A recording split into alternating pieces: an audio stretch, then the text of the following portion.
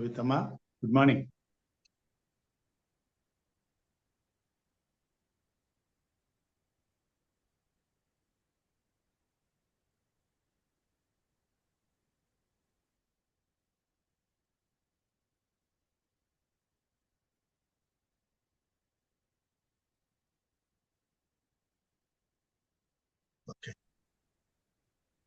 ಎಲ್ಲರಿಗೂ ಬೆಳಗಿನ ಶುಭಾಶಯಗಳು.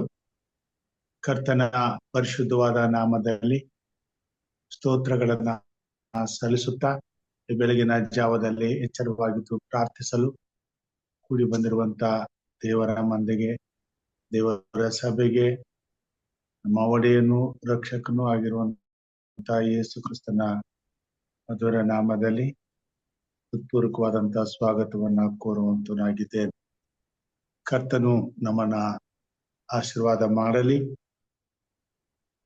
ಈ ಬೆಳಗಿನ ಜಾವದಲ್ಲಿ ಕರ್ತನನ್ನ ಸ್ತುತಿಸಿ ಕೊಂಡಾಡುವ ಹಾಗೆ ಪ್ರಾರ್ಥನೆಗೆ ಹೋಗೋಣ. ಪ್ರಾರ್ಥನೆಯನ್ನ ನಮ್ಮ ಮಧ್ಯದಲ್ಲಿ ಸಹೋದರಿ ಶೈಲಾ ಬೆಂಜಮಿನ್ ಅವರು ಮಾಡಬೇಕೆಂದು ಕೇಳ್ಕೊಳ್ತೇನೆ.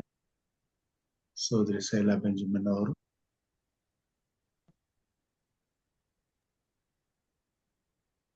ಇದ್ದೀರಾ? Yes, Pastor. Good morning, Pastor. ಎಲ್ಲರಿಗೂ ಶುಭೋದಯ. ಪ್ರಾರ್ಥನೆ ಮಾಡಿಕೊಳ್ಳೋಣ. ನಮ್ಮನ್ನು ಬಹಳವಾಗಿ ಪ್ರೀತಿ ಮಾಡಿರುವಂತ ನಮ್ಮ ತಂದೆಯಾದ ದೇವರೇ, ಇಗೋ ಸ್ವಾಮಿ, ಈ ಮುಂಜಾನೆ ವೇಳೆಯಲ್ಲಿ ಇನ್ನೊಂದು ಆವರ್ತಿ ನಿಮ್ಮ ಒಂದು ಪಾದದ ಬಳಿಗೆ ಬಂದು ನಿಮ್ಮನ್ನು ಧ್ಯಾನಿಸುವಂತ ಭಾಗ್ಯವನ್ನು ಈ ಸಮಯಕ್ಕಾಗಿ ಸ್ತೋತ್ರ ಸ್ವಾಮಿ. ಕಳೆದ ರಾತ್ರಿ ನಮ್ಮ ಒಳ್ಳೆ ಸುಖನಿದ್ದನ್ನು ನೀಡಿ ತಂದೆ ಎಲ್ಲ ಗಂಡಾಂತರಗಳಿಂದಲೂ, ಶೋಧನೆಗಳಿಂದಲೂ, ಅಪಾಯಗಳಿಂದಲೂ ನಮ್ಮನ್ನು ತಪ್ಪಿಸಿ ನಮ್ಮನ್ನು ಜೀವಂತರ ಸಂಖ್ಯೆ ಪಟ್ಟಿಯಲ್ಲಿಟ್ಟು ನಮ್ಮನ್ನು ಕಾದು ಕಾಪಾಡಿಕೊಟ್ಟಿದ್ದಕ್ಕಾಗಿ ನಾಮಕ್ಕೆ ಸ್ತೋತ್ರ. ಹೌದು ಸ್ವಾಮಿ, ನಮ್ಮ ಒಂದು ಹೃದಯದ ಆಧಾರಕ್ಕೆ ನಿಮ್ಮ ವಾಕ್ಯವು ನಮಗೆ ಆಧಾರವಾಗಿದೆ ಸ್ವಾಮಿ. ನಮ್ಮ ಜೀವನಕ್ಕೆ ನಿಮ್ಮ ವಾಕ್ಯ ಒಂದು ಆಧಾರ, ಒಂದು ದೀಪವಾಗಿದೆ ಸ್ವಾಮಿ. ಕರ್ತನೆ, ನಿಮ್ಮ ವಾಕ್ಯವನ್ನು ಸೇವಿಸಿಕೊಂಡು ನಾವು ಜೀವಿಸುವಂತ ಭಾಗ್ಯವನ್ನು ನಮಗೆ ದಯಪಾಲಿಸಿಕೊಡಬೇಕಾಗಿ ಬೇಡಿಕೊಳ್ಳುತ್ತೇವೆ. ಕರ್ತನೆ, ಇಲ್ಲಿ ಬಂದಿರುವಂತಹ ಎಲ್ಲ ಸಮೂಹಕ್ಕಾಗಿ ಬೇಡಿಕೊಳ್ಳುತ್ತೇವೆ ಸ್ವಾಮಿ. ಪ್ರತಿಯೊಬ್ಬರನ್ನು ನೀನು ಮುಟ್ಟು ಸ್ವಾಮಿ. ನಾವು ಒಂದು ಉದ್ದೇಶ ಪೂರ್ವಕವಾಗಿ ನಾವು ಈ ಮುಂಜಾನೆ ವೇಳೆಯಲ್ಲಿ ಬಂದಿರುವಾಗಿ ನಮ್ಮನ್ನು ರಕ್ಷಿಸಿ, ನಿಮ್ಮ ವಾಕ್ಯದಿಂದ ನಾವು ಸಮಾಧಾನವನ್ನು ಹೊಂದಿ ಜ್ಞಾನವನ್ನು ಹೊಂದಿಕೊಳ್ಳುವಂತ ಭಾಗ್ಯವನ್ನು ಈ ಮಧ್ಯದಲ್ಲಿ ನಿಮ್ಮ ವಾಕ್ಯವನ್ನು ಸಾರಲಿಕ್ಕೆ ಹೋಗುವಂತ ಸದಸ್ಯರಿಗಾಗಿ ನಾವು ಬೇಡಿಕೊಳ್ಳುತ್ತೇವೆ ಸ್ವಾಮಿ. ನಿಮ್ಮ ಸೇವಕರಿಗಾಗಿ ನಾವು ಬೇಡಿಕೊಳ್ಳುತ್ತೇವೆ. ಎಲ್ಲರನ್ನು ನೀನು ಆಶ್ವಸಿ ಕಾದು ಕಾಪಾಡಿಕೊಡಬೇಕೆಂದು ಯೇಸು ಸ್ವಾಮಿ ದಿವ್ಯ ನಾಮದಲ್ಲಿ ಬೇಡಿಕೊಳ್ಳುತ್ತೇನೆ ತಂದೆಯೇ, ಆಮೇನ್. ನಮ್ಮನ್ನು ಪ್ರಾರ್ಥನೆಯಲ್ಲಿ ಮುನ್ನಡೆಸಿದ ಸಹೋದರಿಗೆ ಧನ್ಯವಾದಗಳನ್ನ ಸಲ್ಲಿಸ್ತೇನೆ. ಈ ಒಂದು ಸಮಯದಲ್ಲಿ ಬೋಧಕರಾದ ಜಾನ್ಸನ್ ಯೇಸುದಾಸ್ರವರು ವಿಶೇಷ ಗೀತೆಯನ್ನ ಹಾಡುವವರಾಗಿದ್ದಾರೆ.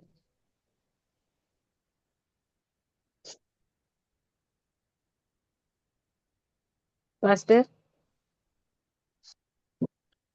ಸಿಸ್ಟರ್ ಹೇಳ್ಸ್ ಸಾಂಗ್. ಓಕೆ.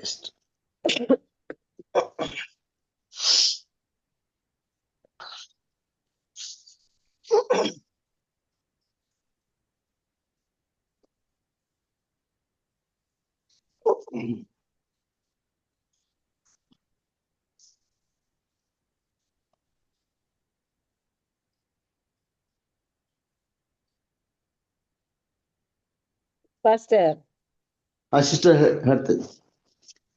ದೇವರ ನಾಮಕ್ಕೆ ಸ್ತೋತ್ರವಾಗಲಿ. ಈ ಸಮಯಕ್ಕಾಗಿ ದೇವರಿಗೆ ನಾನು ಸಲ್ಲಿಸ್ತೇನೆ ಮತ್ತು ಸಮಯ ಕೊಟ್ಟಂತ ಸಿಸ್ಟರ್ಗೆ ಸಹ ನೆನೆಸಿಸ್ತೇನೆ.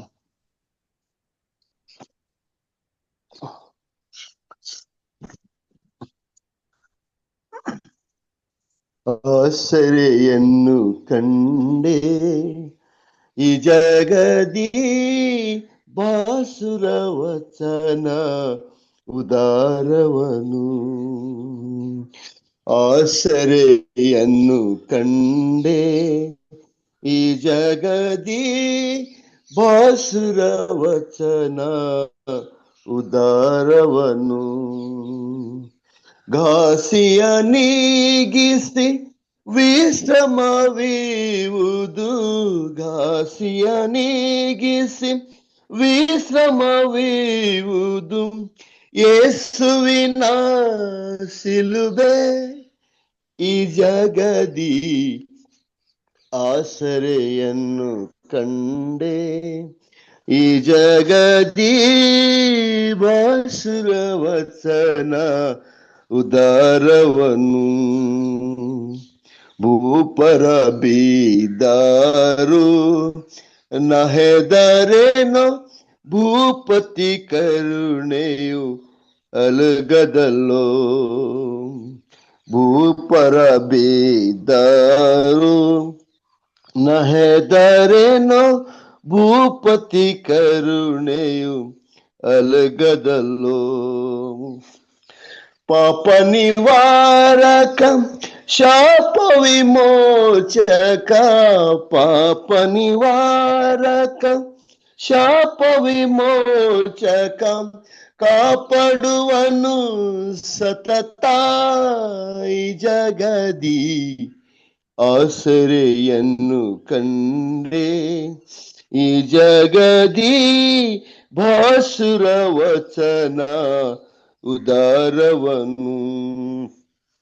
ನಿನ್ನ ಕೃಪಾತಿಶಯ ಅರಿಯದೆ ಉನ್ನತನೆಂದು ಸದಾ ಮೆರೆದೆ, ನಿನ್ನ ಕೃಪಾತಿಶಯ ಅರಿಯದೆ ಉನ್ನತನೆಂದು ಸದಾ ಮೆರೆದೆ. ಖೀನಮನವನು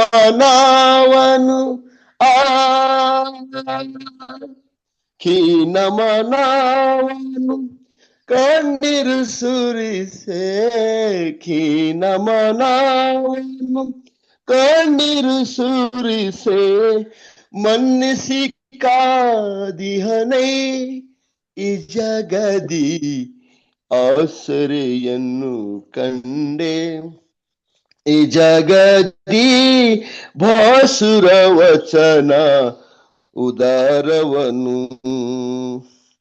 ಘಾಸಿಯ ನೀಗಿಸಿ ವಿಶ್ರಮವೀವುದು, ಘಾಸಿಯ ನೀಗಿಸಿ ವಿಶ್ರಮವೀವುದು, ಯೇಸುವಿನ ಸಿಲುಬೆ ಈ ಜಗದಿ ಆಸರೆಯನ್ನು ಕಂಡೆ, ಈ ಜಗದಿ ಭಾಸುರ ವಚನ ಉದಾರವನು. ತಳವಿಲ್ಲದ ಪ್ರೇಮ ಬುದಿಯೊಳ ಅಳಿದವು ಭೀಕರ ಪಾಪಗಳು, ತಳವಿಲ್ಲದ ಪ್ರೇಮ ಬುದಿಯೊಳು ಅಳಿದವು ಭೀಕರ ಪಾಪಗಳು. ಗೆಳೆಯನ ರಕ್ತದಿ ಗೆಳೆಯನ ರಕ್ತದಿ ದೇನ ಪರಾದವ, ಗೆಳೆಯನ ರಕ್ತದಿ ದೇನ ಪರಾದವ, ಕಲೆಗಳು ತೊಲಗಿದವೈ ಈ ಜಗದಿ ಆಸರೆಯನ್ನು ಕಂಡೆ, ಈ ಜಗದಿ ಭಾಸುರ ವಚನ ಉದಾರವನು.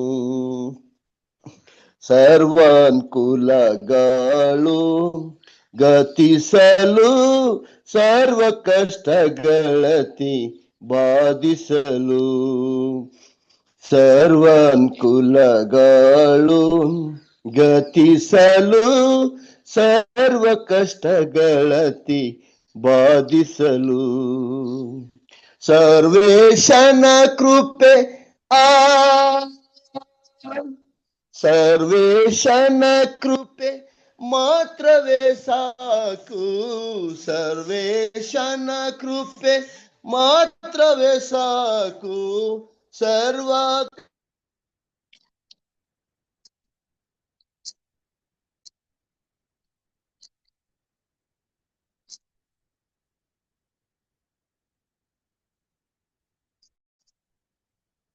ವಿಶೇಷ ಗೀತೆಯನ್ನ ಹಾಡಿದ ಬೋಧಕರಿಗೆ ಧನ್ಯವಾದಗಳು. ಈ ಒಂದು ಸಮಯದಲ್ಲಿ ದೈವಿಕ ಮನ್ನವನ್ನ ನಮ್ಮ ಬೋಧಕರಾದ ಎಂ ರಾಜುರವರು ತರುವಂತವರಾಗಿದ್ದಾರೆ. ಅಬ್ರಹಂ ಪಾಸ್ಟರ್ ತಗೋಬೇಕಾಗಿತ್ತು. ಓಕೆ. ಬೋಧಕರನ್ನ ಯೇಸು ಕ್ರಿಸ್ತನ ಸುಮಧುರ ನಾಮದಲ್ಲಿ ದೈವಿಕ ಮನ್ನವನ್ನ ಬಡಿಸಲು ಎಚ್ಚರವಾಗಿದ್ದು ಪ್ರಾರ್ಥಿಸುವ ಕುಟುಂಬದ ಪರವಾಗಿ ಪ್ರೀತಿಯಿಂದ ಸ್ವಾಗತಿಸ್ತೇನೆ. ಬೋಧಕರೇ, ಇದು ನಿಮ್ಮ ಅಮೂಲ್ಯ ಸಮಯವಾಗಿದೆ. ವಂದನೆಗಳು ಸಹೋದರಿ. ದೇವರು ನಿಮ್ಮನ್ನು ಆಶೀರ್ವಾದ ಮಾಡಲಿ. ಕರ್ತನ ಕೃಪೆ ನಮ್ಮೊಂದಿಗೆ ಇರಲಿ. ಈ ಬೆಳಗಿನ ಜಾವದಲ್ಲಿ ಮತ್ತೊಮ್ಮೆ ನಾವೆಲ್ಲರೂ ಕರ್ತನನ್ನ ಸ್ತುತಿಸುತ್ತಾ ಕೊಂಡಾಡುತ್ತಾ ಆತನ ಕೃಪಾ ಸನ್ನಿಧಾನದಲ್ಲಿ ಆತನ ಕುರಿತಾಗಿ ಕಲಿಯಲು, ತಿಳಿಯಲು, ಆತನನ್ನು ಕೊಂಡಾಡಲು, ಆತನಿಗೆ ಕೃತಜ್ಞತೆಯನ್ನು ಸಲ್ಲಿಸಲು ಕೊಟ್ಟಂತೆ ಅವಕಾಶಕ್ಕಾಗಿ ದೇವರಿಗೆ ಕೋಟಿ ಕೋಟಿ ಸ್ತೋತ್ರಗಳನ್ನ ಸಲ್ಲಿಸ್ತೇನೆ. ಕೂಡಿ ಬಂದಂತ ತಮ್ಮೆಲ್ಲರಿಗೂ ವಂದನೆಗಳನ್ನ ಸಲ್ಲಿಸ್ತೇನೆ. ಒಂದು ಸಣ್ಣ ಪ್ರಾರ್ಥನೆಯೊಂದಿಗೆ ಈ ದಿನದ ಕೂಟವನ್ನ ಪ್ರಾರಂಭ ಮಾಡೋಣ. ಮಹೋನ್ನತನಾದ ಸ್ವಾಮಿ, ನಿನ್ನ ಪ್ರೀತಿ ದಯ ಕರುಣೆಗಳಿಗಾಗಿ ಸ್ತೋತ್ರ. ಈ ದಿನ ನಿನ್ನ ವಾಕ್ಯವನ್ನ ಕಲಿಯುವಂತ ಅವಕಾಶ ಕೊಟ್ಟಿದ್ದಿ, ಇದಕ್ಕಾಗಿ ಸ್ತೋತ್ರ ಸ್ವಾಮಿ. ಕೂಡಿ ಬಂದಿರುವಂತ ನಿನ್ನ ಮಕ್ಕಳಾದ ನಮ್ಮನ್ನು ಆಶೀರ್ವದಿಸು, ಆತ್ಮನ ಬಲದಿಂದ ಅಭಿಷೇಕಿಸು, ನಿನ್ನ ಮಾತುಗಳನ್ನ ನಮಗೆ ತಿಳಿಸು, ತಿಳಿಬೇಕಾದ ಸತ್ಯವನ್ನ ನಮಗೆ ದಯಪಾಲಿಸಿಕೊಡು. ನಿನ್ನ ಮಕ್ಕಳಾದ ನಾವು ನಿನ್ನ ಚಿತ್ತವನ್ನ ತಿಳಿದು ಅರಿತು ಅದನ್ನು ಮಾಡುವಂತೆ ನಮ್ಮನ್ನ ಬಲಪಡಿಸು. ಯೇಸು ಸ್ವಾಮಿ ಹೆಸರಿನಲ್ಲಿ ತಾಳ್ಮೆಯಿಂದ ವಿನಯದಿಂದ ಬೇಡಿದ್ದೇನೆ ನಮ್ಮ ತಂದೆಯೇ, ಆಮೆನ್. ದೇವರ ನಾಮಕ್ಕೆ ಸ್ತೋತ್ರವನ್ನ ಸಲ್ಲಿಸುತ್ತಾ ಈ ದಿನದ ದೇವರ ಸಂದೇಶಕ್ಕಾಗಿ ನಾನು ಆರಿಸಿಕೊಂಡಂತ ಭಾಗ ಕೀರ್ತನೆಗಳು 115. ಕೀರ್ತನೆಗಳು 115. ರಕ್ಷಕನು ಯೆಹೋವನೊಬ್ಬನೇ ಎಂಬುವಂತ ಶೀರ್ಷಿಕೆಯಲ್ಲಿ ಇವತ್ತಿನ ಆರಾಧನೆಯನ್ನ ನಾವು ಮಾಡಿಕೊಳ್ಳೋಣ. 115 1ರಿಂದ 3 ವಚನಗಳು ಹೀಗೆ ಹೇಳುವಂತದ್ದಾಗಿದೆ. ನಮ್ಮನ್ನಲ್ಲ ಯೆಹೋವನೇ, ನಮ್ಮನ್ನೆಲ್ಲ ನಿನ್ನ ಪ್ರೀತಿ ಸತ್ಯತೆಗಳ ನಿಮಿತ್ತವಾಗಿ ನಿನ್ನ ಹೆಸರನ್ನೇ ಘನಪಡಿಸು. ಅವರ ದೇವರು ಎಲ್ಲಿದ್ದಾನೆಂದು ಅನ್ಯರು ಯಾಕೆ ಹೇಳಬೇಕು? ನಮ್ಮ ದೇವರು ಪರಲೋಕದಲ್ಲಿದ್ದಾನೆ, ಆತನು ತನಗೆ ಬೇಕಾದದ್ದನ್ನೆಲ್ಲ ಮಾಡುತ್ತಾನೆ. ಕರ್ತನಾದಂತ ದೇವರು ಈ ಲೋಕವನ್ನು, ಅದರಲ್ಲಿರ್ತಕ್ಕಂಥ ಸಮಸ್ತವನ್ನು ಸೃಷ್ಟಿಸಿ ಸಕಲ ಜೀವಿಗಳನ್ನು ಹಗಲು ರಾತ್ರಿ ಪರಿಪಾಲಿಸುತ್ತಾ ಬರುತ್ತಾ ಇದ್ದಾನೆ. ತಾನು ಲೋಕದ ಪಾಲಿಗೆ ಹಗಲು ಇರುಳು ತೂಕಡಿಸದೆ ನಿದ್ರಿಸದೆ ಪ್ರತಿ ಕ್ಷಣದೂ ಎಚ್ಚರವಾಗಿದ್ದು ಲೋಕದ ಹಿತಕ್ಕಾಗಿ, ಲೋಕದಲ್ಲಿ ತಾನು ಸೃಷ್ಟಿಸಿದಂತ ಪ್ರತಿಯೊಂದು ಜೀವಿಗಳ ಹಿತಕ್ಕಾಗಿ ಆತನು ಕಾರ್ಯ ಮಾಡುತ್ತಿರುವಾಗ ಆತನಿಗೆ ಸಲ್ಲಬೇಕಾದಂತ ಘನತೆಯನ್ನ, ಗೌರವವನ್ನ ಸಲ್ಲಿಸಬೇಕಾದದ್ದು ಸೃಷ್ಟಿಯಲ್ಲಿ ಇರುವಂತಹ ಪ್ರತಿಯೊಂದು ಜೀವಿಯ ಕರ್ತವ್ಯವಾಗಿದೆ. ಈ ಭೂಮಿ ಮೇಲೆ ನಾವು ನೋಡುವಾಗ ವಿಶೇಷವಾಗಿ ದೇವರಿಗೆ ಆತನ ಉಪಕಾರಗಳನ್ನ ಸ್ಮರಿಸಿಕೊಂಡು ಆತನನ್ನು ಕೊಂಡಾಡುವಂಥದ್ದು, ಆರಾಧಿಸುವಂಥದ್ದು, ಆತನಿಗೆ ಘನತೆಯನ್ನು ಸಲ್ಲಿಸುವಂಥದ್ದು ನರಮಾನವನಿಗೆ ಕೊಡಲ್ಪಟ್ಟಿದೆ. ದೇವರ ವಾಕ್ಯದಲ್ಲಿ ನಾವು ನೋಡ್ತೇವೆ, ದೇವರು ಈ ಲೋಕವನ್ನ ನರ ಸಂತಾನಕ್ಕೆ ಕೊಟ್ಟಿದ್ದಾನೆ ಎಂಬುದಾಗಿ. ತಾನು ಸೃಷ್ಟಿಸಿದಂತ ಮಾನವರಿಂದ ತಾನು ಮಾಡಿದಂತ ಕಾರ್ಯಗಳಿಗೆ ಆತನು ಘನತೆಯನ್ನು ಹೊಂದಲು ಇಷ್ಟಪಡುವಂತನಾಗಿದ್ದಾನೆ. ಈ ಕಾರಣಕ್ಕಾಗಿಯೇ ಆತನು ಭೂಮಿಯನ್ನು, ಅದರಲ್ಲಿರ್ತಕ್ಕಂಥ ಸಮಸ್ತವನ್ನು ಸೃಷ್ಟಿಸಿದ್ದಾನೆ. ದೇವರ ವಾಕ್ಯದಲ್ಲಿ ದೇವರ ಆಲೋಚನೆಗಳನ್ನು, ದೇವರ ಭಾವನೆಗಳನ್ನು ನಾವು ತಿಳಿದುಕೊಳ್ಳುವಂತೆ, ಅದರಂತೆ ನಡ್ಕೊಳ್ಳುವಂತೆ ಕರ್ತನು ಆತ್ಮನು ನಮಗೆ ಸಕಲವನ್ನ ತಿಳಿಸಿದವನಾಗಿದ್ದಾನೆ. ಸತ್ಯವೇದವನ್ನು ಓದುವಂತ ಪ್ರತಿಯೊಬ್ಬ ದೇವರ ಮಗನು, ದೇವರ ಮಗಳು ನೇರವಾಗಿ ಕರ್ತನಿಂದ ಆತನ ಮಾತುಗಳನ್ನ ಕೇಳುವವರಾಗಿ, ಆತನ ವಾಕ್ಯಗಳಿಂದ ಸೃಷ್ಟಿಕರ್ತನಾದ ದೇವರ ಆಲೋಚನೆಗಳನ್ನ ಅರಿಯುತ್ತಾ ಆತನ ಇಚ್ಛೆಯನ್ನ ತಿಳಿದು ಆತನಿಗೆ ಮೆಚ್ಚುಗೆ ಆದದ್ದನ್ನೇ ಮಾಡಿ ಆತನನ್ನು ಗೌರವಿಸಬೇಕಾಗಿ. ಅದನ್ನೇ ಪೌಲನು ಎಫೆಸದವರ ಬರೆದ ಪತ್ರಿಕೆಯಲ್ಲಿ ಹೀಗೆ ಬರೆಯುವಂತನಾಗಿದ್ದಾನೆ. ಎಫೆಸದವರ ಬರೆದ ಪತ್ರಿಕೆ 5ನೇ ಅಧ್ಯಾಯಕ್ಕೆ ನಾವು ಹೋಗುವಾಗ ಅಲ್ಲಿ ನಮಗೆ ಹೀಗೆ ತಿಳಿಸುವಂತನಾಗಿದ್ದಾನೆ. ನೋಡೋಣ ಇಲ್ಲಿ ಏನ್ ಹೇಳ್ತಾನೆ ಅಂತ ಹೇಳಿ.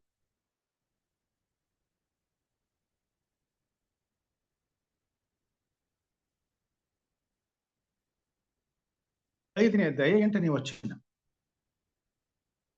ನೀವು ಹಿಂದಿನ ಕಾಲದಲ್ಲಿ ಕತ್ತಲೆಯಾಗಿದ್ದೀರಿ, ಆದರೆ ಈಗ ನೀವು ಕ್ರಿಸ್ತನಲ್ಲಿದ್ದು ಬೆಳಕಾಗಿದ್ದೀರಿ. ಬೆಳಕಿನವರಂತೆ ನಡೆದುಕೊಳ್ಳಿರಿ. ಬೆಳಕಿನ ಫಲವು ಉಪಕಾರದಲ್ಲಿಯೂ ನೀತಿಯಲ್ಲಿಯೂ ಸತ್ಯದಲ್ಲಿಯೂ ಕಾಣಿಸಿಕೊಳ್ಳುತ್ತದೆ. ಕರ್ತನಿಗೆ ಮೆಚ್ಚುಗೆ ಆದದ್ದು ಏನೆಂಬುದನ್ನ ಪರಿಶೋಧಿಸಿ ತಿಳಿದುಕೊಳ್ಳಿರಿ. ಇಲ್ಲಿ ದೇವರ ಮಕ್ಕಳಿಗೆ ದೇವರ ವಾಕ್ಯದ ಮುಖಾಂತರವಾಗಿ ಪೌಲನು ನಮಗೆ ತಿಳಿಸುವಂತನಾಗಿದ್ದಾನೆ. ಈ ಭೂಮಿ ಮೇಲೆ ಸೃಷ್ಟಿಕರ್ತನನ್ನ ನೇರವಾಗಿ ಅರ್ಥ ಮಾಡಿಕೊಂಡು ಆತನನ್ನು ಆರಾಧಿಸಿ ಆತನ ಹೆಸರನ್ನ ಘನಪಡಿಸುವಂತ ಅವಕಾಶ ಕ್ರಿಸ್ತನನ್ನ ಅಂಗೀಕಾರ ಮಾಡಿಕೊಂಡಿರುವಂತ ಪ್ರತಿಯೊಬ್ಬ ಕ್ರೈಸ್ತನಿಗೆ ಒದಗಿಸಲ್ಪಟ್ಟಿದೆ. ಕ್ರೈಸ್ತರೆಂಬ ಹೆಸರಿನಿಂದ ದೇವರನ್ನ ಆರಾಧನೆ ಮಾಡುವಾಗ ಸೃಷ್ಟಿಕರ್ತನನ್ನ ಆರಾಧಿಸುವಂತವರಾಗಿದ್ದಾರೆ. ಯಾಕಂತಂದ್ರೆ ಸೃಷ್ಟಿಕರ್ತನನ್ನ ಅರಿಯುವಂತ, ಆತನನ್ನ ಗೌರವಿಸುವಂತ ತಿಳುವಳಿಕೆ ಕ್ರೈಸ್ತರಿಗೆ ಮಾತ್ರ ಕ್ರಿಸ್ತನನ್ನ ನಂಬುವುದರ ಮುಖಾಂತರವಾಗಿ ದೇವರು ಒದಗಿಸಿಕೊಟ್ಟಿದ್ದಾರೆ. ಈ ಲೋಕದಲ್ಲಿರುವಂತ ಸಕಲ ಕುಲ, ಭಾಷೆ, ಪ್ರಜೆ, ಜನಾಂಗಗಳವರು ಸೃಷ್ಟಿಕರ್ತನಾದ ಒಬ್ಬನೇ ದೇವರಿಂದ ಸೃಷ್ಟಿಸಲ್ಪಟ್ಟರು. ಅವರೆಲ್ಲರೂ ತಮ್ಮನ್ನು ಸೃಷ್ಟಿಸಿದಂತ ಸೃಷ್ಟಿಕರ್ತನನ್ನ ಆರಾಧನೆ ಮಾಡುವಂತ ಅವಕಾಶವನ್ನ ಪಡೆದುಕೊಂಡಿಲ್ಲ. ಆದರೆ ತಮ್ಮ ಸೃಷ್ಟಿಕರ್ತನು ಇಂಥವನೇ, ನಮ್ಮನ್ನ ಪ್ರೀತಿಸುವಂತ ದೇವರು ಹೀಗೆ ನಮ್ಮನ್ನ ಪ್ರೀತಿ ಮಾಡಿದ್ದಾನೆ, ಆತನ ಅಪಾರವಾದ ಪ್ರೀತಿಯಿಂದಲೇ ನಾವು ಬದುಕುತ್ತಾ ಜೀವಿಸುತ್ತಿದ್ದೇವೆ ಮತ್ತು ಆತನ ಪ್ರೀತಿಯು ನಮ್ಮನ್ನು ಪಾಪದ ಸಂಬಳದಿಂದ ಬಿಡುಗಡೆ ಮಾಡಿ ನಿರಂತರವೂ ಜೀವಿಸುವಂತ ಬಾಧ್ಯತೆಗಾಗಿ ನಿತ್ಯ ಜೀವವನ್ನ ನಮಗೆ ಒದಗಿಸಿಕೊಡಲು ತನ್ನ ಪ್ರಾಣವನ್ನೇ ಕೊಟ್ಟು ನಮ್ಮನ್ನು ಪ್ರೀತಿಸಿರುವಂತ ಏಕೈಕ ಸೃಷ್ಟಿಕರ್ತನಾದ ದೇವರು ಹೀಗೆ ಇದ್ದಾನೆ ಎಂಬುವಂತ ಅರಿವು ಕ್ರಿಸ್ತನನ್ನ ನಂಬುವುದರ ಮುಖಾಂತರವಾಗಿ ಕ್ರಿಸ್ತನ ನಂಬಿಕೆಯಲ್ಲಿ ನಂಬಿದ ಪ್ರತಿಯೊಬ್ಬರಿಗೂ ಪವಿತ್ರಾತ್ಮನ ಮುಖಾಂತರವಾಗಿ ದೇವರು ಕೊಟ್ಟಿದ್ದಾನೆ ಮತ್ತು ಕೊಡುವಂತವನಾಗಿದ್ದಾನೆ. ಇಲ್ಲಿ ಕೀರ್ತನೆಗಾರನು ಬರೀತಾನೆ, ಆತನು ನಮ್ಮನ್ನಲ್ಲ ಯೆಹೋವನೇ, ನಮ್ಮನ್ನಲ್ಲ, ನಿನ್ನ ಪ್ರೀತಿ ಸತ್ಯತೆಗಳ ನಿಮಿತ್ತವಾಗಿಯೇ ನಿನ್ನ ಹೆಸರನ್ನು ಘನಪಡಿಸು. ದೇವರು ತನ್ನ ಹೆಸರನ್ನ ಘನಪಡಿಸಬೇಕಾದರೆ ಆತನನ್ನ ಘನಪಡಿಸುವಂತವರು ಈ ಭೂಮಿ ಮೇಲೆ ಇರಬೇಕಾಗಿದೆ. ಆತನ ಹೆಸರನ್ನ ಘನಪಡಿಸುವುದಕ್ಕಾಗಿಯೇ ಮಹಾಕೃಪೆಯುಳ್ಳವನಾಗಿ ತಾನು ನಮಗೆ ಹೇಗೆ ಇಸ್ರಾಯೇಲರಿಗೆ ನಾನು ನಿಮ್ಮ ಪಿತೃವಾದ ಅಬ್ರಹಾಮನ ದೇವರು, ಇಸಾಕನ ದೇವರು, ಯಾಕೋಬನ ದೇವರು ಎಂಬುದಾಗಿ ತಿಳಿಸಿದರು, ಹಾಗೆಯೇ ಈಗಿನ ಕಾಲದಲ್ಲಿ ನಂಬುವಂತ ದೇವ ಜನರಿಗೆ ನಾನು ನಿಮ್ಮ ಪಿತೃವಾದ ಅಬ್ರಹಾಮನ ದೇವರು, ದಾವೀದನ ದೇವರು, ನಿಮ್ಮನ್ನು ಪ್ರೀತಿಸಲು ಈ ಲೋಕಕ್ಕೆ ಬಂದಂತ ದಾವೀದನ ವಂಶದ ಚಿಗುರು, ಮಶೀಯನು, ರಕ್ಷಕನು, ಕಲ್ವಾರಿ ಶಿಲುಬೆ ಮೇಲೆ ನಿಮಗೋಸ್ಕರ ಪ್ರಾಣ ಕೊಟ್ಟಾತನು ಎಂಬುದನ್ನ ನಿರಂತರವಾಗಿ ತನ್ನ ವೇದದ ಮುಖಾಂತರವಾಗಿ ನಮಗೆ ತಿಳಿಸುತ್ತಾ ಬಂದಿದ್ದ. ಈ ಕಾರಣದಿಂದ ನಮ್ಮ ದೇವರು ಯೇಸು ಕ್ರಿಸ್ತನೇ ಎಂಬುದಾಗಿ ನಾವೆಲ್ಲರೂ ಮನಪೂರ್ವಕವಾಗಿ ನಂಬಿ ದೃಢ ವಿಶ್ವಾಸದಿಂದ ಆತನಿಗೆ ಸಲ್ಲತಕ್ಕಂತ ಆರಾಧನೆಯನ್ನ ಸಲ್ಲಿಸುವಂತವರಾಗಿ, ಅದು ಸ್ವಾಭಾವಿಕವಾಗಿ ನಾವು ದೇವರಿಗೆ ಸಲ್ಲಿಸಬೇಕಾದಂತ ಘನತೆ ಗೌರವವಾಗಿದೆ. ಹಾಗೆಯೇ ದೇವರು ತಾನು ಪ್ರೀತಿಸಿ ತನ್ನ ಪ್ರಾಣವನ್ನೇ ಕೊಟ್ಟಂತ ತನ್ನ ಜನರಿಂದ ಆತನು ಹೊಂದಲು ನಿರೀಕ್ಷಿಸುವಂತ ಒಂದು ಉನ್ನತವಾದ ಆತನ ಬಯಕೆಯಾಗಿದೆ. ದೇವರನ್ನ ಅರ್ಥ ಮಾಡಿಕೊಂಡಂತ ದೇವ ಜನರು ಆತನನ್ನ ಗೌರವಿಸಬೇಕಾದರೆ ಆತನ ಚಿತ್ತವನ್ನ ಅರ್ಥ ಮಾಡಿಕೊಂಡು ಆತನಿಗೆ ಮೆಚ್ಚುಗೆ ಆದದ್ದನ್ನ ಮಾಡುವಾಗ ಆತನನ್ನ ಗೌರವಿಸುವಂತವರಾಗಿದ್ದೇವೆ. ನಮಗೆ ಇಷ್ಟ ಬಂದ ಹಾಗೆ, ನಮ್ಮ ಮನಸ್ಸಿಗೆ ತಿಳಿದ ಹಾಗೆ, ನಮ್ಮ ಅವಶ್ಯಕತೆಗಳಿಗೆ ಅನುಕೂಲಕ್ಕೆ ತಕ್ಕಂತೆ ನಾವು ಕ್ರಿಸ್ತನನ್ನೇ ಆರಾಧಿಸುವುದಾದರೂ ಅದರಿಂದ ದೇವರಿಗೆ ಸಲ್ಲತಕ್ಕ ಗೌರವವು ಸಲ್ಲುತ್ತದೆ ಎಂಬುದಾಗಿ ನಾವು ಹೇಳಕ್ಕಾಗುತ್ತೆ.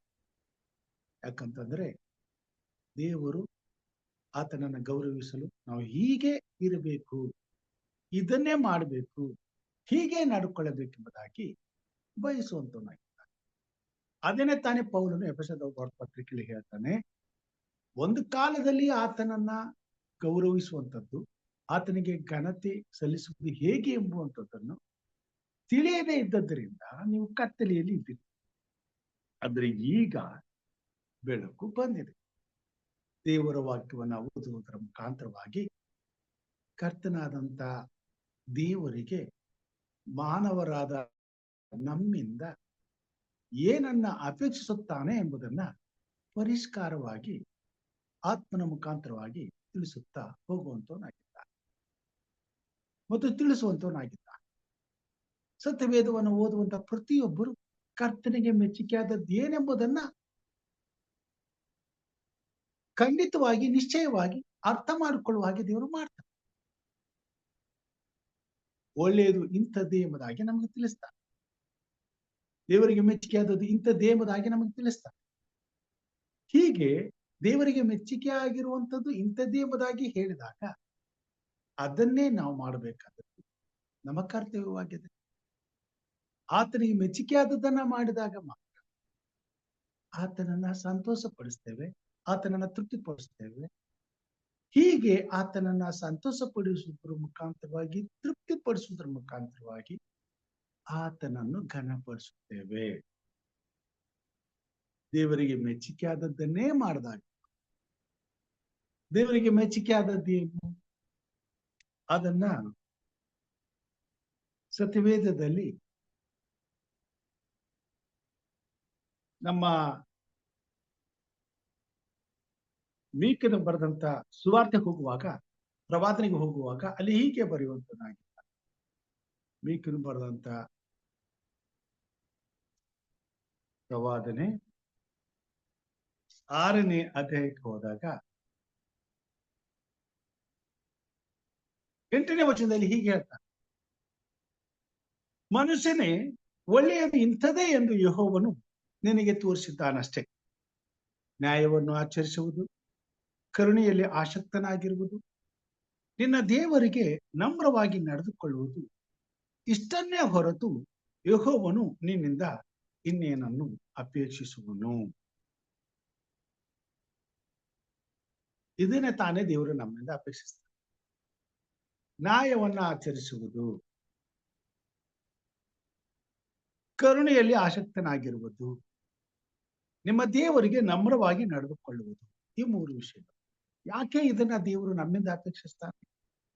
ಯಾಕಂತಂದ್ರೆ ಪಾಪದ ನಿಮಿತ್ತ ಈ ಲೋಕದಲ್ಲಿ ನ್ಯಾಯವು ಬಿದ್ದು ಹೋಗಿದೆ.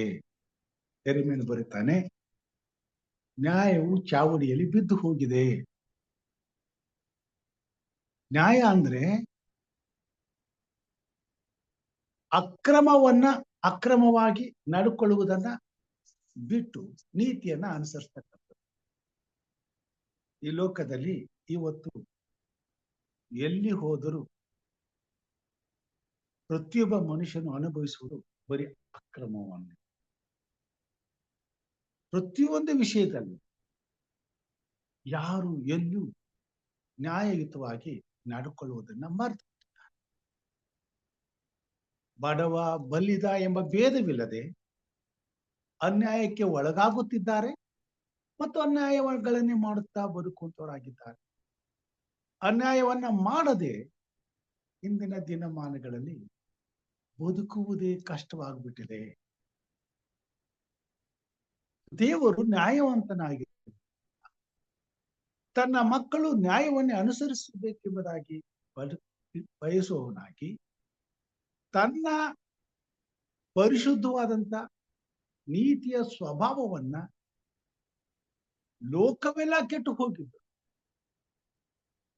ತನ್ನನ್ನು ಅಂಗೀಕಾರ ಮಾಡಿಕೊಂಡ, ತನ್ನನ್ನು ಪ್ರೀತಿಸುವಂತ, ತನಗಾಗಿ ಎದು ನೋಡುತ್ತಿರುವಂತ ತನ್ನ ಜನರು ಈ ಭೂಮಿ ಮೇಲೆ ಅಕ್ರಮಗಳನ್ನ ಮಾಡದೆ ನ್ಯಾಯವಂತರಾಗಿ ಬದುಕಬೇಕೆಂಬುದಾಗಿ ಇಷ್ಟಪಡುವಂತರಾಗಿದ್ದಾರೆ. ಜೊತೆಗೆ ಈ ಭೂಮಿ ಮೇಲೆ ಇನ್ನೊಂದು ದೊಡ್ಡ ಅಪರಾಧ ಮನುಷ್ಯರು ಮಾಡ್ತಾ ಇರೋದು ಅಂದ್ರೆ ಕರುಣೆ ಇಲ್ಲದೆ ಬದುಕುತ್ತಿರುವ ಮನುಷ್ಯರೆಲ್ಲರೂ ಸ್ವಾರ್ಥಿಗಳಾಗಿದ್ದಾರೆ. ಇನ್ನೊಬ್ಬರಿಗೆ ಕೇಡಾಗ್ತದೆ, ನೋವಾಗ್ತದೆ, ನಷ್ಟ ಆಗ್ತದೆ, ಅವರ ಮನಸ್ಸಿಗೆ ಬೇಜಾರಾಗ್ತದೆ. ಆ ದೃಷ್ಟಿಯಲ್ಲಿ ಯೋಚನೆ ಮಾಡುವಂತ ಪರಿಜ್ಞಾನವನ್ನೇ ಕಳ್ಕೊಂಡಿದ್ದಾರೆ. ಆಲೋಚನೆ ಮನುಷ್ಯನ ದೃಷ್ಟಿಯಲ್ಲಿ ಸತ್ತು ಹೋಗಿದೆ. ಏನು ಮಾಡಿದ್ರು ತನಗೆ ಏನ್ ಸಿಗ್ತದೆ, ತನಗೆ ಎಷ್ಟು ಸಿಗ್ತದೆ, ಇನ್ನೊಬ್ಬರಿಂದ ತನಗೇನು ಲಾಭ, ಇದನ್ನೇ ಹುಡುಕ್ತಾ ಇದ್ದಾನ ಹೊರತು ತನ್ನ ಸುಖ, ತನ್ನ ಖುಷಿ, ತನ್ನ ಸಂತೋಷಕ್ಕಾಗಿ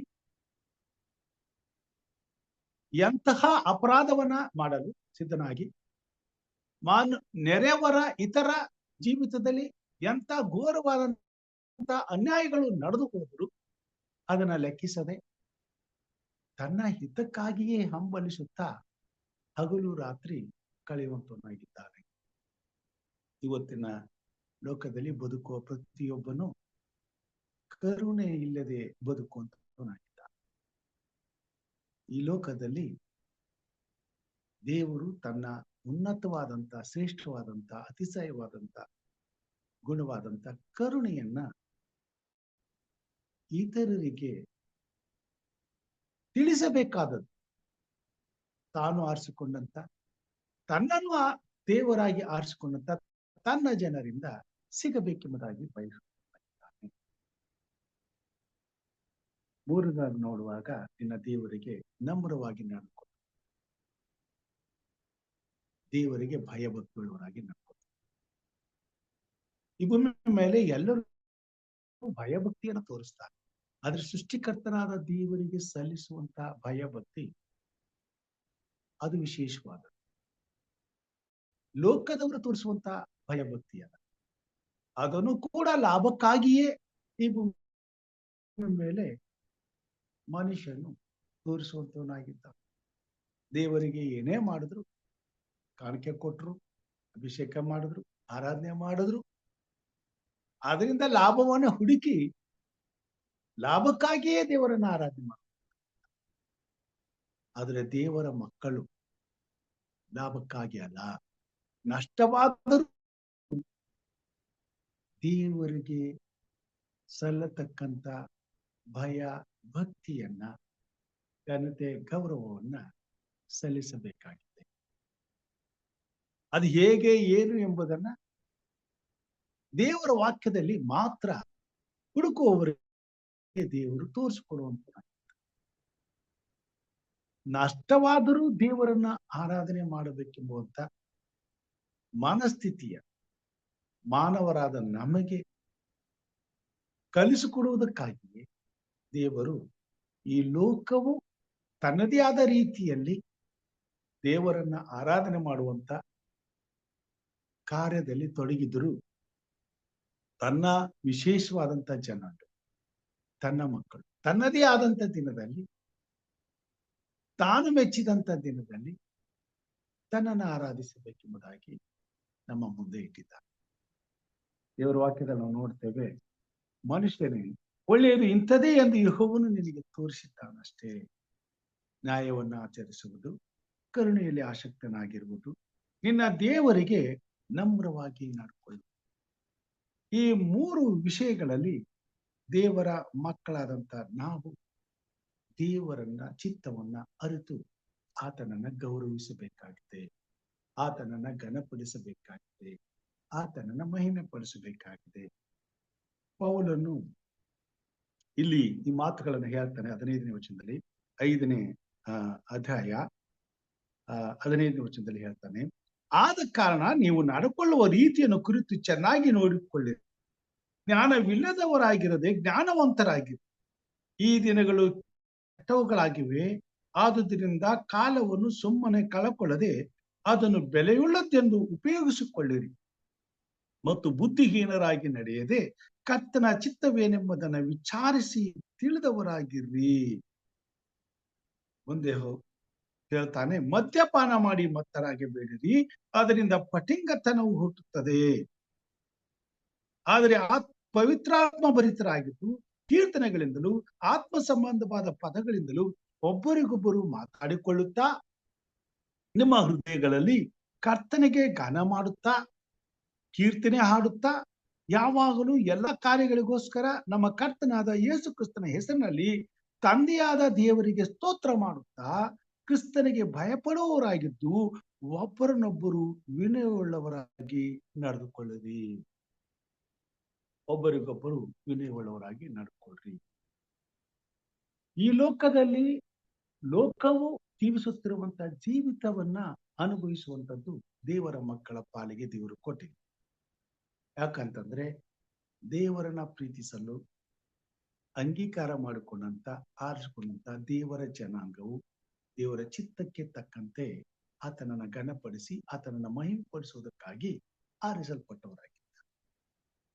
ನಾವು ಲೋಕದ ಪಾಲಿಗೆ ಸತ್ತು ಕ್ರಿಸ್ತನ ಪಾಲಿಗೆ ಜೀವಿಸಬೇಕಾಗಿದೆ.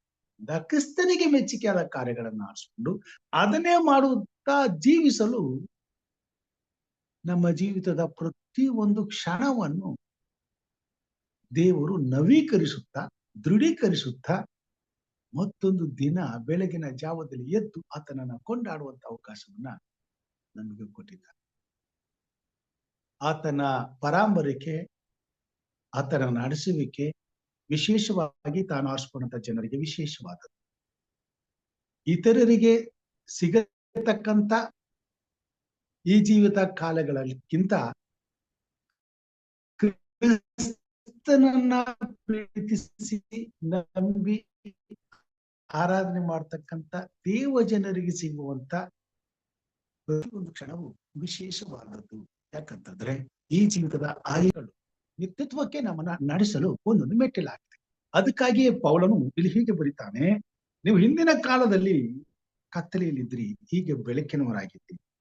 ಆದ ಕಾರಣ ನೀವು ನಡ್ಕೊಳ್ಳಬೇಕಾದ ರೀತಿಯನ್ನು ಕುರಿತು ಚೆನ್ನಾಗಿ ನೋಡಿಕೊಳ್ಳಿರಿ. ಜ್ಞಾನವಿಲ್ಲದವರಾಗಿರದೆ ಜ್ಞಾನವಂತರಾಗಿರು. ಈ ದಿನಗಳು ಕೆಟ್ಟವುಗಳಾಗಿವೆ.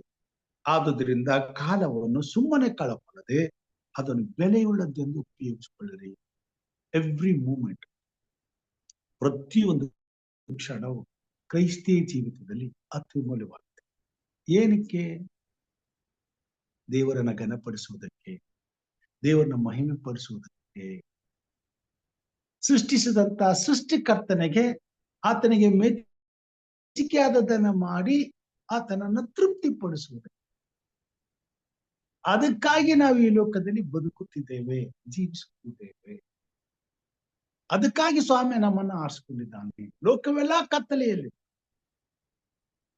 ನಾವು ಮಾತ್ರ ಬೆಳಕಿನವರಾಗಿದ್ದುಕೊಂಡು ಬೆಳಕಿನ ರಾಜ್ಯಕ್ಕಾಗಿ ಎದುರು ನೋಡುತ್ತಾ ಬೆಳಕಿನ ರಾಜ್ಯದವರಾಗಿ ಕರ್ತನ ಬೆಳಕನ್ನ ಈ ಲೋಕದಲ್ಲಿ ಪ್ರಚುರಪಡಿಸುವವರಾಗಿ ಕತ್ತಲೆಯಲ್ಲಿರುವಂತ ಲೋಕದವರಿಗೆ ದೇವರ ಬೆಳಕನ್ನ ಪ್ರಕಾಶಿಸುವವರಾಗಿದ್ದೇವೆ. ಅದಕ್ಕಾಗಿ ಸ್ವಾಮಿಗಳನ್ನು ನಿಮ್ಮ ಬೆಳಕು ಅನ್ಯರ ಮುಂದೆ ಪ್ರಕಾಶಿಸಲಿ. ಪೌಲನು ಹೇಳ್ತಾನೆ, ಅನ್ಯರ ಮುಂದೆ ನಿಮ್ಮ ನಡವಳಿಕೆಗಳು ಯೋಗ್ಯವಾಗಿರಲಿ. ಕೀರ್ತನೆಗಾರನು ಹೇಳ್ತಾರೆ, ನಮ್ಮನ್ನಲ್ಲ ಯೆಹೋವನೇ, ನಮ್ಮನ್ನಲ್ಲ, ನಿನ್ನ ಪ್ರೀತಿ ಸತ್ಯತೆಗಳ ನಿಮಿತ್ತವಾಗಿ ನಿನ್ನ ಹೆಸರನ್ನೇ ಘನಪಡಿಸು. ಅನ್ಯ ಅವರ ದೇವರು ಎಲ್ಲಿದ್ದಾನೆಂದು ಅನ್ಯರು ಯಾಕೆ ಹೇಳಬೇಕು? ಗೊತ್ತಿಲ್ಲ ಜನರಿಗೆ ಸೃಷ್ಟಿಕರ್ತನು ಯಾರು, ಸೃಷ್ಟಿಕರ್ತನನ್ನ ಆರಾಧನೆ ಮಾಡ್ತಕ್ಕಂತ ಈ ದೇವ ಜನರ ದೇವರು ಯಾರು ಅಂತ ಅವ್ರು ಯಾಕೆ ಹೇಳ್ಬೇಕು? ಆತನೇ ದೇವರು ಎಂಬುದಾಗಿ ಅವ್ರು ಹೇಳ್ಬೇಕು, ಅರ್ಥ ಮಾಡ್ಕೋಬೇಕು, ನಂಬಬೇಕು. ನಮ್ಮಂತೆಯೇ ಭೂಮಿ ಮೇಲಿರ್ತಕ್ಕ ಸಕಲ ಕುಲ ಭಾಷೆ ಪ್ರಜೆ ಜನಾಂಗಗಳವರು ಆತ ನಂಬನ್ನೇ ಅಡ್ಡ ಬಿದ್ದು ಆರಾಧಿಸಬೇಕು. ಯಾರು ಅಂತ ಯಾಕೆ ಹೇಳ್ಬೇಕು? ಆತನೇ ನಮ್ಮ ದೇವರು ಅಂತ ಅವ್ರ ಬಾಯಿಂದ ಹೇಳಬೇಕು. ಹಾಗೆ ಜೀವಿಸಬೇಕಾದದ್ದು ಸೃಷ್ಟಿಕರ್ತನಾದಂತ ದೇವರನ್ನ ಆರಾಧನೆ ಮಾಡುವಂತ ಅವಕಾಶವನ್ನ ಪಡೆದಂತ ದೇವ ಜನರ ಜೀವಿತವಾಗಿದೆ. ಅದನ್ನೇ ತಾನೇ ಕೀರ್ತನೆಗಾರರು ಬರೀತಾರೆ, ರಕ್ಷಕನು ಯೆಹೋವನೊಬ್ಬನೇ, ನಿತ್ಯವಾದಂತ ದೇವರು, ಸತ್ಯವಾದಂತ ದೇವರು, ಜೀವಿಸುವಂತ ದೇವರು ಯೆಹೋವನೇ, ಯೇಸು ಕ್ರಿಸ್ತನೇ ಎಂಬುದನ್ನ ಈ ಲೋಕವು ಅರ್ಥ ಮಾಡಿಕೊಳ್ಬೇಕು. ಆಗ ಆತನಿಗೆ ಸಲ್ಲಿತಕ್ಕಂತ ಘನತೆ ಮಹಿಮೆಗಳು ಸಲ್ಲಲಿಕ್ಕೆ ಸಾಧ್ಯ. ಆತನಿಗೆ ಘನತೆ ಗೌರವವನ್ನು ಸಲ್ಲಿಸುವುದಕ್ಕೋಸ್ಕರವೇ ಈ ಭೂಮಿ ಮೇಲೆ ದೇವರು ನನ್ನನ್ನ ನಿಮ್ಮನ್ನ ಆರಿಸಿಕೊಂಡಿದ್ದಾರೆ. ತನ್ನ ಪ್ರಾಣವನ್ನ ಕೊಡುವುದರ ಮುಖಾಂತರವಾಗಿ, ತನ್ನ ಪರಿಶುದ್ಧವಾದ ರಕ್ತವನ್ನ ಚೆಲ್ಲುವುದರ ಮುಖಾಂತರವಾಗಿ ನಮ್ಮ ಪಾಪಗಳನ್ನೆಲ್ಲ ತೊಳೆದು ನಮ್ಮನ್ನ ಶುದ್ಧೀಕರಿಸಿ ತನ್ನ ಮಕ್ಕಳನ್ನಾಗಿ ಅಂಗೀಕರಿಸಿಕೊಂಡು ನಮ್ಮ ಹೆಸರನ್ನ ಜೀವಿತರ ಸಂಖ್ಯೆಯಲ್ಲಿ ಎಣಿಸಿ ನಿತ್ಯ ಜೀವದ ಬಾಧ್ಯರ ಪಟ್ಟಿಯಲ್ಲಿ ಬರೆದು ಆ ನಿತ್ಯ ಜೀವದ ಬಾಧ್ಯರ ಪಟ್ಟಿಯಲ್ಲಿ ಅಳಿಸಿ ಹೋಗದಂತೆ ಆತನು ಬರುವ ತನಕ ನಮ್ಮ ಹೆಸರುಗಳು ಅಲ್ಲಿ ಉಳಿಯಲಿಕ್ಕಾಗುತ್ತೆ. ಆತನನ್ನ ಘನಪಡಿಸುವುದಕ್ಕೂ ಆರಾಧಿಸುವುದಕ್ಕೂ ಸ್ವಾಮಿ ನಮಗೆ ಅವಕಾಶ. ಅದಕ್ಕಾಗಿಯೇ ತಾನೇ ಈ ಭೂಮಿಯ ಮೇಲೆ ಕ್ರೈಸ್ತರು ಜೀವಿಸುವಂತ ಒಂದೊಂದು ಕ್ಷಣವು ಅಮೂಲ್ಯವಾಗಿದೆ. ಯಾಕಂತಂದ್ರೆ ನಮಗೆ ಕೊಟ್ಟಿರುವಂತ ಒಂದೊಂದು ಕ್ಷಣವು ನಮ್ಮನ್ನು ಸೃಷ್ಟಿಸಿದಂತ ಸೃಷ್ಟಿಕರ್ತನಿಗೆ ಮೀಸಲಾಗಿದೆ. ಆತನಿಗೆ ಘನತೆ ಮಹಿಮೆಗಳನ್ನ ಸಲ್ಲಿಸಬೇಕಾಗಿದೆ. ಅದನ್ನ ಮೀಕನು ಹೇಳ್ತಾನೆ, ನ್ಯಾಯವನ್ನ ಆಚರಿಸುವುದು, ಕರುಣೆಯನ್ನು ಅನುಸರಿಸುವುದು, ನಿಮ್ಮ ದೇವರಾದಂತ ಯೆಹೋವನಿಗೆ ಭಯಭಕ್ತಿಯುಳ್ಳವರಾಗಿ ನಡ್ಕೊಳ್ತಾರೆ. ಆತನಿಗೆ ಮೆಚ್ಚುಗೆಯಾದದ್ದೇನೆಂಬುದನ್ನ ವಿಚಾರಿಸಿ ತಿಳಿದು ಅದನ್ನೇ ಮಾಡಿರಿ ಎಂಬುದಾಗಿ. ಪ್ರಿಯ ದೇವ ಜನರೇ, ಈ ಭೂಮಿ ಮೇಲೆ ಕರ್ತನ ಬರುವಂತ ಗಳಿಗೆ ಸಮೀಪವಾಗಿದೆ. ಈ ಲೋಕದಲ್ಲಿ ಎಷ್ಟೋ ಜನರ ಆಯುಷ್ಕಾಲಗಳು ದಿನನಿತ್ಯ ಮುಗಿದು ಹೋಗ್ತವೆ. ಕಳೆದ ರಾತ್ರಿ ನಿನ್ನೆ ದಿನ ಮಧ್ಯಾಹ್ನ 2 ಗಂಟೆಗೆ ಸುಮಾರು 97 ವರ್ಷಗಳನ್ನ ಪೂರೈಸಿದಂತ ನಮ್ಮ ಕುಟುಂಬದಲ್ಲಿ ನಮ್ಮ ಅಜ್ಜಿ ಅವರು ಈ ಭೂಲೋಕದ ಯಾತ್ರೆಯನ್ನ ಮುಗಿಸಿದ್ರು. 97 ವರ್ಷ ಕೃಪೆಯುಳ್ಳ ಜೀವಿತವನ್ನ ಅವರು ಅನುಭವಿಸಿದ್ರು. ಅವರ ವೈಯಕ್ತಿಕವಾದಂತಹ ಸಾಕ್ಷಿ ಅಮೋಘವಾದ. ಅವ್ರು ಬಿಟ್ಟು ಹೋಗಿರ್ತಕ್ಕಂಥ ಮಕ್ಕಳಿಗೆ ಅವ್ರು ಕೊಟ್ಟಿರ್ತಕ್ಕಂಥ ಸಾಕ್ಷಿ ಅನನ್ಯವಾದದ್ದು, ಅದಕ್ಕೆ ಬೆಲೆನೇ ಇಲ್ಲ. ನಿನ್ನೆ ಪ್ರತಿಯೊಬ್ಬರು ಅವ್ರ ಬಗ್ಗೆ ಮಾತಾಡುವಾಗ ನಮ್ಮ ಮೈ ರೋಮಾಂಚನವಾದ. ಅಂದ್ರೆ ಆ ರೀತಿ ಬದುಕಿದ್ರು. ಅಂತ ಜೀವಿತ 97 ವರ್ಷಗಳ ಕಾಲ ಅಂತ ಶ್ರೇಷ್ಠವಾದಂತ ಜೀವಿತವನ್ನ ಅನುಭವಿಸಿದ್ರು, ಆರಿಸಿಕೊಂಡ್ರು, ಬೆಳಕಾಗಿ ಜೀವಿಸಿದ್ರು. ಪ್ರತಿಯೊಬ್ಬ ದೇವರ ಮಕ್ಕಳಿಗೆ ಸ್ವಾಮಿ ತನ್ನಲ್ಲಿ ಭಯಭಕ್ತಳವರಾಗಿ ತನ್ನನ್ನ ಘನಪಡಿಸುವಂತ ತನ್ನ ಮಕ್ಕಳಿಗೆ ಅಂತ ಶ್ರೇಷ್ಠವಾದ ಜೀವಿತವನ್ನ ಈ ಭೂಮಿ ಮೇಲೆಯೂ ಪರಲೋಕದಲ್ಲಿಯೂ ನಮಗೆ ಕೊಡುವಂತನಾಗಿದ್ದಾನೆ. ಇಲ್ಲಿ ಹೇಳ್ತಾನೆ 115ನೇ ಕೀರ್ತನೆ 12ನೇ ವಚನದಿಂದ, ಯೆಹೋವನು ನಮ್ಮನ್ನು ನೆನಪು ಮಾಡಿಕೊಂಡಿದ್ದಾನೆ, ಸಣ್ಣವರು ಮೊದಲುಗೊಂಡು ದೊಡ್ಡವರ ಪರ್ಯಂತರ ಎಲ್ಲರನ್ನೂ ಆಶೀರ್ವದಿಸುವನು. ಇಸ್ರಾಯೇಲನ ಮನೆತನದವರನ್ನು ಆಶೀರ್ವದಿಸುವನು, ಆರೋನನ ಮನೆತನದವರನ್ನು ಆಶೀರ್ವದಿಸುವನು, ತನ್ನ ಭಕ್ತರನ್ನು ಆಶೀರ್ವದಿಸುವನು ಎಂಬುದಾಗಿ. ತನ್ನ ಭಕ್ತರನ್ನು ಆಶೀರ್ವದಿಸುವನು. ಯೆಹೋವನು ನಿಮ್ಮನ್ನು ನಿಮ್ಮ ಮಕ್ಕಳನ್ನು ಅಭಿವೃದ್ಧಿಪಡಿಸಲಿ. ಯೆಹೋವನಿಂದ ನಿಮಗೆ ಆಶೀರ್ವಾದವಾಗಲಿ. ಆತನು ಭೂಪರಲೋಕಗಳನ್ನು ಉಂಟು ಮಾಡಿದ್ದಾನೆ. ದೇವ ಜನರೇ, ದೇವರು ನಮ್ಮನ್ನು ಆಶೀರ್ವದಿಸಿದ್ದಾರೆ. ನಮ್ಮನ್ನು ಮಾತ್ರವಲ್ಲದೆ ನಮ್ಮ ಕುಟುಂಬ, ನಮ್ಮ ಮಕ್ಕಳನ್ನು ಆಶೀರ್ವದಿಸುವಂತ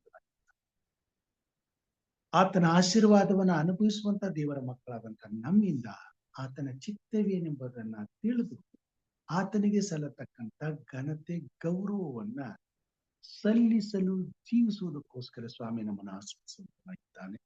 ಈ ಲೋಕದಲ್ಲಿ ಪ್ರತಿಯೊಂದು ಕ್ಷಣವನ್ನ ನಮಗೆ ಕೊಡುವಂತಾಗಿದ್ದಾನೆ. ಯೆಹೋವನೇ, ಒಳ್ಳೆಯದು ಇಂಥದೇ ಯೆಹೋವನು ನಿನಗೆ ತೋರಿಸಿದ್ದಾನಷ್ಟೇ. ನ್ಯಾಯವನ್ನು ಆಚರಿಸುವುದು, ಕರುಣೆಯಲ್ಲಿ ಆಸಕ್ತನಾಗಿರುವುದು, ನಿನ್ನ ದೇವರಿಗೆ ನಮ್ರವಾಗಿ ನಡೆದುಕೊಳ್ಳುವುದು ಅಪೇಕ್ಷಿಸು. ದೇವರು ಮೆಚ್ಚುವಂತ ಜೀವಿತ ಇದೆ. ಅದನ್ನೇ ತಾನೇ ನಾನು ನೀವು ಈ ಭೂಮಿ ಮೇಲೆ ನಾವು ಬದುಕಿರುವಷ್ಟು ದಿನಗಳು ಅನುಸರಿಸಿ ಮಾಡಿ ಆತನನ್ನ ಘನಪಡಿಸಿ ಆತನ ರಾಜ್ಯಕ್ಕೆ ಸಿದ್ಧವಾಗಬೇಕು. ಆತನಿಗೆ ಮೆಚ್ಚುಗೆಯಾದದ್ದನ್ನೇ ಆರಿಸಿಕೊಳ್ಳುವಂತೆಯೂ ಆತನಿಗೆ ಮೆಚ್ಚುಗೆಯಾದದ್ದನ್ನೇ ಮಾಡುವಂತೆಯೂ ಆತನ ಚಿತ್ತವನ್ನೇ ನೆರವೇರಿಸುವಂತೆ ದೇವರ ಮಕ್ಕಳಾದ ನಮ್ಮ ಜೀವಿತದಲ್ಲಿ, ನಮ್ಮ ಕುಟುಂಬದಲ್ಲಿ, ನಮ್ಮ ಮಕ್ಕಳ ಜೀವಿತದಲ್ಲಿ ಸದಾಕಾಲವು ದೇವರು ಕರುಣಿಸಿ ಆತನನ್ನು ಮಹಿಮೆ ಪಡಿಸುವುದಕ್ಕೆ, ಘನಪಡಿಸುವುದಕ್ಕೆ ನಮ್ಮೊಂದಿಗಿದ್ದು ನಮ್ಮನ್ನು ಆಶೀರ್ವದಿಸಲಿ ಎಂಬುದೇ ನನ್ನ ಪ್ರಾರ್ಥನೆ ಆಗಿದೆ. ದೇವರ ವಾಕ್ಯ ಭಾಗವನ್ನ ಆಶೀರ್ವಾದ. ದೈವಿಕ ಮನ್ನವನ್ನ ಬಡಿಸಿದ ಬೋಧಕರಿಗೆ ಧನ್ಯವಾದಗಳನ್ನ ಸಲ್ಲಿಸ್ತೇನೆ. ಈಗ ಪ್ರಾರ್ಥನೆಯ ಸಮಯ. ಹಿರಿಕರಾದ ಎಂ ನಾಗರಾಜ್ ರವರು ನಮ್ಮನ್ನ ಪ್ರಾರ್ಥನೆಯಲ್ಲಿ ನಡೆಸಲು ವಿನಂತಿಸ್ತೇನೆ. ಪ್ರಾರ್ಥನೆ ವಿಜ್ಞಾಪನೆಗಳಿರುತ್ತಾರೆ, ತಿಳಿಸಿಕೊಡಬೇಕಾಗಿ ಕೇಳುವಂತಳಾಗಿದ್ದೇನೆ.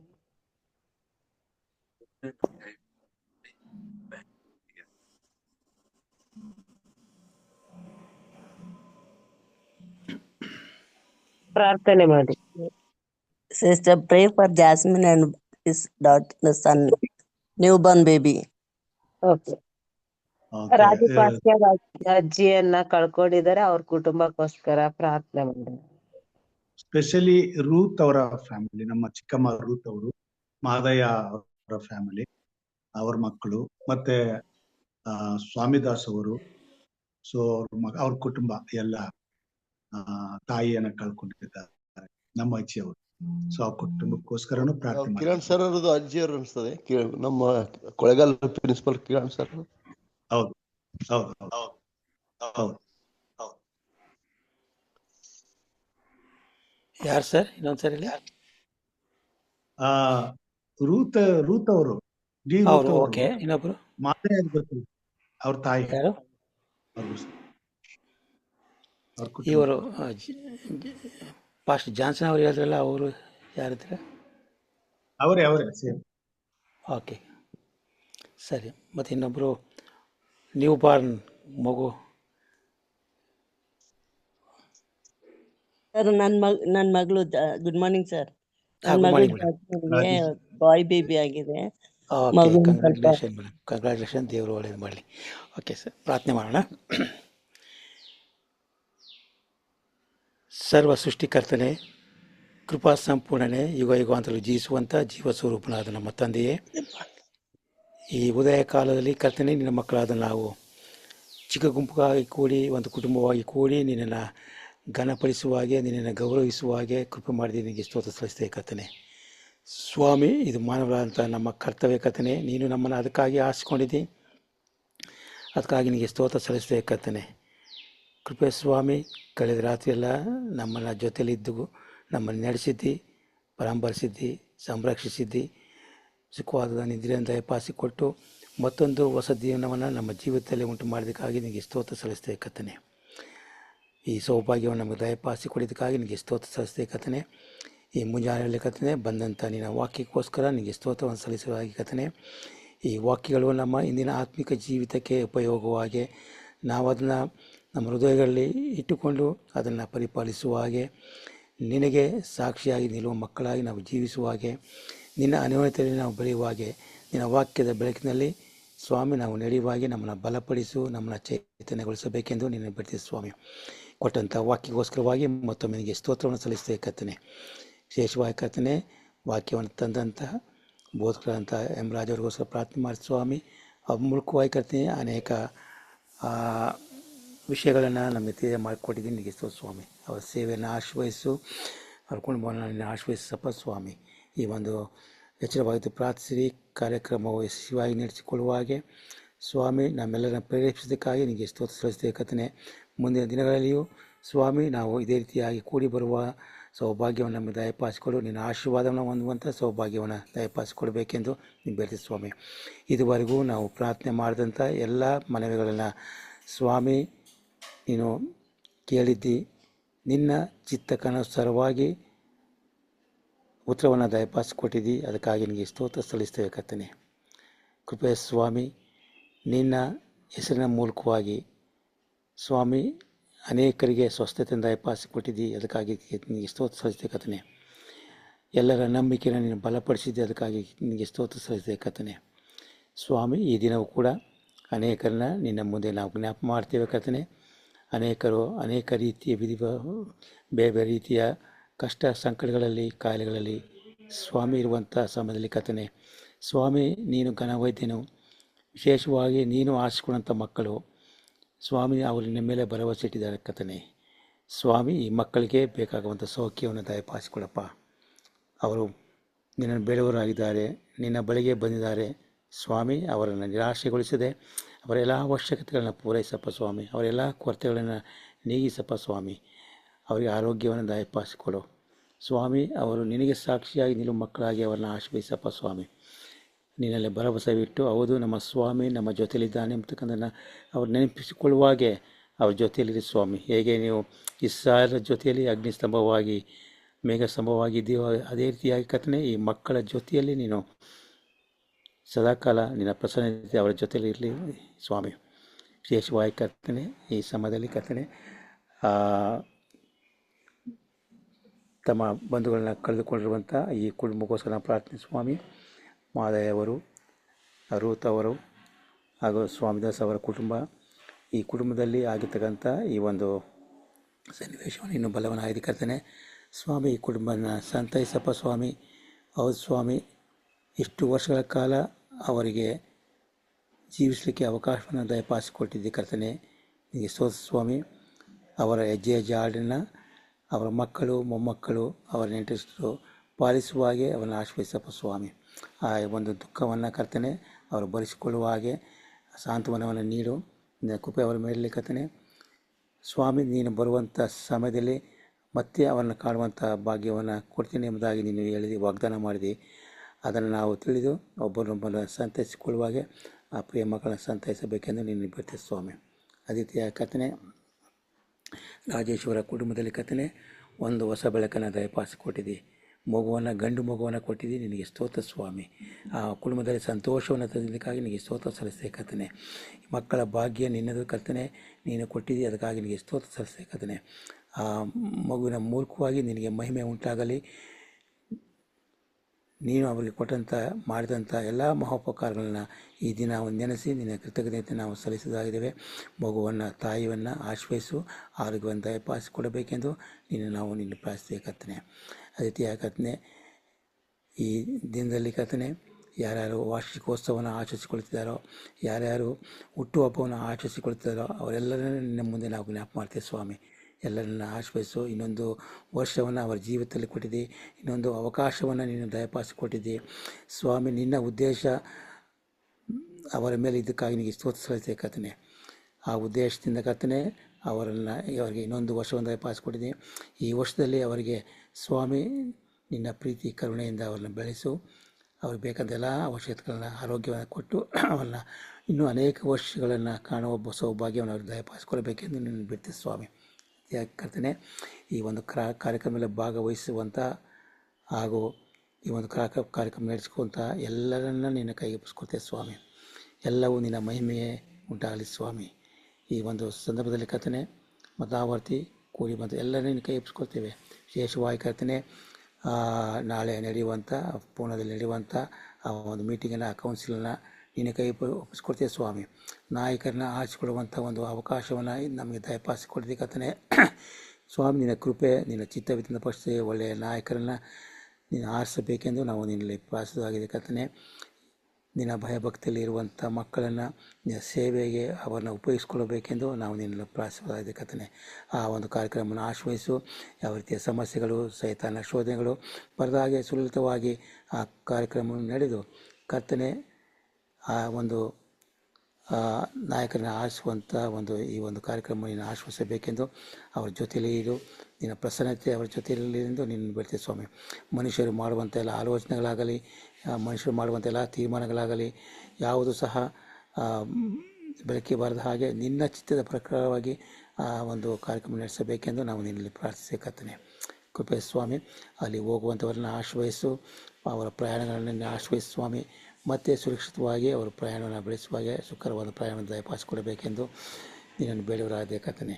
ಮತ್ತು ಅವರಿಗೆ ಕರ್ತನೇ, ಈ ದಿನವನ್ನು ನಿನ್ನೆ ಕೈಪಿಸ್ಕೊಳ್ತೇವೆ. ಈ ದಿನವನ್ನು ನಮಗೆ ಕೊಟ್ಟಿದ್ದೀವಿ, ಅದಕ್ಕೆ ಸ್ತೋತ್ರ ಸಲ್ಲಿಸ್ತೇವೆ. ಈ ದಿನವನ್ನು ನಮ್ಮನ್ನು ಕೈ ಹಿಡಿದು ನಡೆಸು ಕರ್ತನೇ. ಬರ್ತಕ್ಕಂಥ ಕೇಳುವ ಅಪಾಯಗಳಿಂದ, ಸೈತಾನ ಶೋಧಗಳಿಂದ ನಮ್ಮ ತಪ್ಪಿಸು. ನಾವು ಹೋಗುವಾಗ ಬರುವಾಗ ನಮ್ಮ ಜೊತೆಯಲ್ಲಿ ನೀನು ಪ್ರಸನ್ನಾಗಿರಿ ಕರ್ತನೇ. ಹಾಗೂ ನಮ್ಮ ಎಲ್ಲ ಕೆಲಸ ಕಾರ್ಯಗಳಲ್ಲಿ ಸಫಲತೆಯನ್ನು ಕಾಣುವಾಗಿ ಕೃಪೆ ಮಾಡಬೇಕೆಂದು ನೀನು ಬೇಡ್ತೇವೆ ಸ್ವಾಮಿ. ಈ ದಿನವನ್ನು ನಾವು ಸಂಪೂರ್ಣವಾಗಿ ನಿನ್ನ ಹೆಸರಿನ ಮೂಲಕವಾಗಿ ನಾವು ಸಂಪೂರ್ಣಗೊಳಿಸಿ ಮತ್ತೆ ಸಾಯಂಕಾಲ ನಿನಗೆ ಕೃತಜ್ಞತೆಯಿಂದ ನಾವು ನಿನ್ನನ್ನು ಸ್ತುತಿಸುವಾಗೆ, ನಿನಗೆ ಕೃತಜ್ಞತೆಯನ್ನು ಸಲ್ಲಿಸುವಾಗೆ ಕೃಪೆ ಮಾಡಬೇಕೆಂದು ನಮ್ಮ ಪ್ರಭು ರಕ್ಷಕನವಾದಂಥ ಯೇಸುವಿನ ಮುದ್ದು ನಾಮದಲ್ಲಿ ನಿನ್ನ ಬೇಡಿ ಹೊಂದಿದ್ದೇವೆ ನಮ್ಮ ಜೀವದ ತಂದೆಯೇ. ಆಮೇನ್. ಆಮೇನ್. ಪರಲೋಕದ ಪ್ರಾರ್ಥನೆ ಮಾಡಿಕೊಳ್ಳೋಣ. ಪರಲೋಕದಲ್ಲಿರುವ ನಮ್ಮ ತಂದೆಯೇ, ನಿನ್ನ ನಾಮವು ಪರಿಶುದ್ಧವೆಂದು ಎಣಿಸಲ್ಪಡಲಿ. ನಿನ್ನ ರಾಜ್ಯವು ಬರಲಿ. ನಿನ್ನ ಚಿತ್ತವು ಪರಲೋಕದಲ್ಲಿ ನೆರವೇರುವ ಪ್ರಕಾರ ಭೂಲೋಕದಲ್ಲಿಯೂ ನೆರವೇರಲಿ. ನಮ್ಮ ಅನುದಿನದ ಆಹಾರವನ್ನು ಹೊತ್ತು ನಮಗೆ ದಯಪಾಲಿಸಿಕೊಡು. ನಮಗೆ ತಪ್ಪು ಮಾಡಿದವರನ್ನು ನಾವು ಕ್ಷಮಿಸಿದಂತೆ ನಮ್ಮ ತಪ್ಪುಗಳನ್ನು ಕ್ಷಮಿಸು. ನಮ್ಮ ಅನುಶೋಧನೆಯೊಳಗೆ ಸೇರಿಸದೆ ಕೇಡಿನಿಂದ ತಪ್ಪಿಸು. ಯಾಕೆಂದರೆ ರಾಜ್ಯವು, ಬಲವು, ಮಹಿಮೆಯು ಸದಾ ಕಾಲ ನಿನ್ನದೇ ಸ್ವಾಮಿ. ಆಮೇನ್.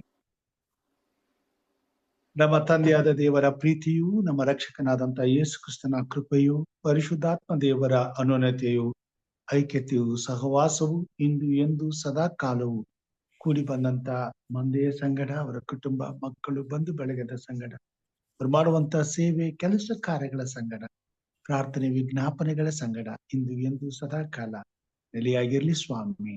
ಆಮೇನ್.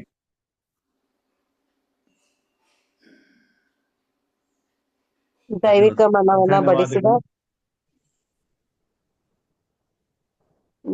ಮನ್ನವನ್ನ ಬಡಿಸಿದ ಬೋಧಕರಾದ ಎಂ ರಾಜುರವರಿಗೆ ಧನ್ಯವಾದಗಳು.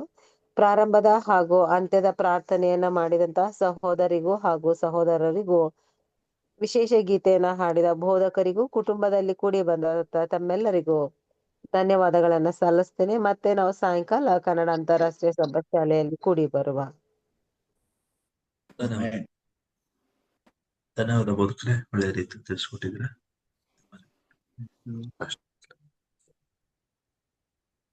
ಪಾಸ್ಟರ್ ರಾಜ ಏನವರಿಗೆ ವಂದನೆ ಸಲ್ಲಿಸ್ತೇವೆ ನಮ್ಮ ಎಲ್ಲ ಈ ಮಂದಿ ಒಂದು ಕುಟುಂಬದ ವತಿಯಿಂದ. Thank you sir. Thank you sir. Thank you. ಧನ್ಯವಾದ. ಮತ್ತೆ ಶುಭೋದಯ ಎಲ್ರಿಗೂ.